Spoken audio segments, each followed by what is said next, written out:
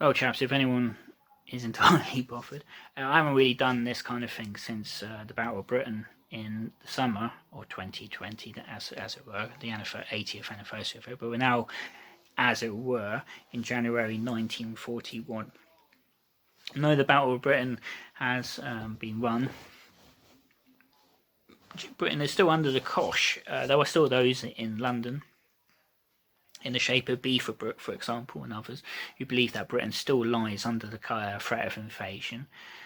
Intelligence would suggest otherwise, and certainly since November 1940, Hitler and the General Staff have been planning for the invasion of Russia, and it's intriguing to think that technically Hitler could have invaded Britain in the spring of 1941 if he was so fancying it. But materially, I would have thought Hitler's taken a pound in the bar. Several barges, to put it mildly, have been bombed to smithereens in the ports in France and Belgium from the summer of 1940 right through to now. But aside from the invasion threat, Britain is still being blitzed. London, of course, but places like Portsmouth, Hull, Bristol, Swansea, Cardiff, Belfast, Edinburgh, Glasgow and other places have been bombed and are still being bombed with some frequency by Hitler. And indeed, the worst night of the Blitz, which will be the last night of the Blitz, in May 41, is still ahead of us. And next to December 29th, just one of the worst nights in London's history. Churchill is probably feeling a touch relieved by now, but he's got to lead the country on to victory somehow. And I say somehow, Britain is doing all right by itself, but is starting to struggle in places. All the more reason to look to Franklin Roosevelt, having won his third term in office, with some optimism, hopefully. And of course, Japan is still agitating massively in the Far East, and Britain is starting to look a little bit pensive in terms of its colonies like Hong Kong and Singapore. The Blitz is reduced to nighttime. There are some daytime bombings, and many hundreds of people have already died this month in raids. Over 100 died at Bank Underground Station when it took a direct hit. 56 were killed in the train station itself, and the rest were killed above the station all the way up to street level. It is said that because obviously people were using the tube as shelter, and Bank is a fairly deep station on the central Northern and Waterloo and City lines. Certainly, there were people lying on the platforms. And what I find incredible about the Blitz, still, like reading a book about December 29th by M.J. Gaskin, is that things carried on even on that night of December 29th. Reading accounts of people who were living in, say, Stanmore, which is now sort of north-ish London. It's on the perimeter of Greater London and is the starting point nowadays of the Jubilee line. People getting the tube into London and then trying to get the tube out to Aldgate or wherever. Things were carrying on. And so on that night of January 10th, this bomb blew people off the platform and in front of trains. So they might have survived the hit, possibly, but were killed in front of trains. And the carnage happened also at Marlborough Arch early in the Blitz, and infamously will happen again at Bethnal Green in 43. But that was not a bomb hit. That was a panic sparked off somehow. No one knows for sure what caused it, the start of it, but there was a stampede that killed over 70 people. Swansea had a hard night last week. Portsmouth had a fantastically bad night, the same night as the hit on Bank Underground Station.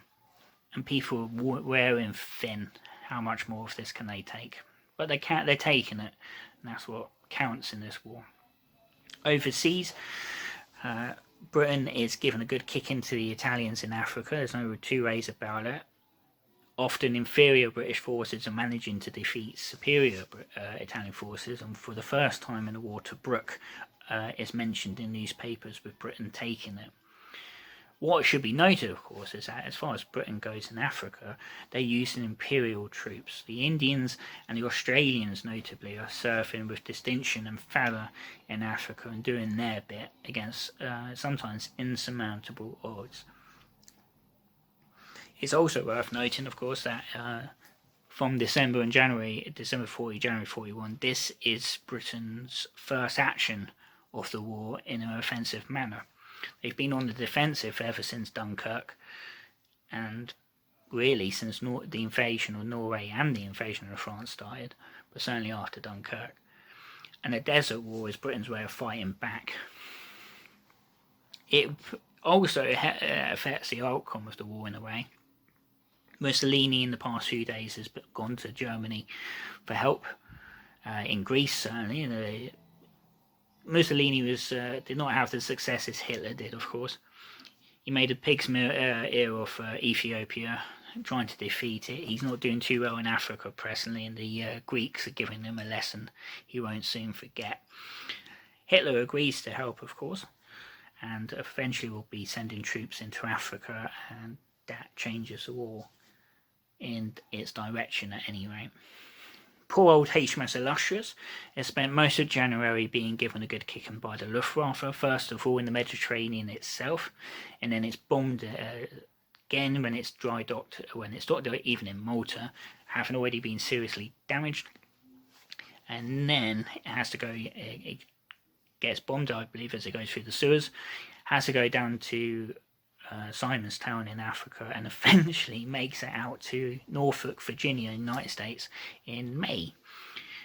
Having suffered terribly all this time, and unfortunately has lost a few men.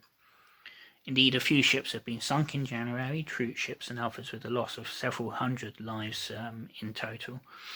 HMS Prince of Wales was launched a couple of days ago, and she will earn herself a place in history this year. Not always for good.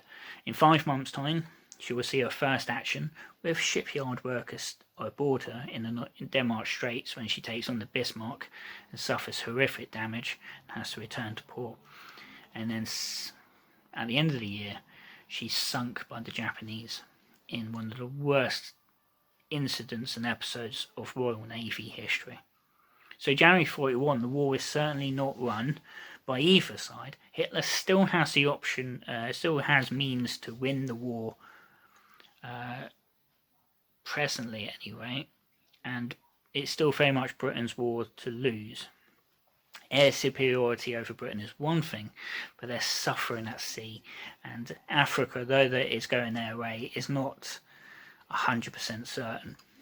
So that essentially, as best as I can, is January 1941, and the state of play in the war for Britain certainly, and a little mind about that of the United States and the like. So thanks as always if you've managed to make it this far. You're welcome to comment, like, and the other if you so wish.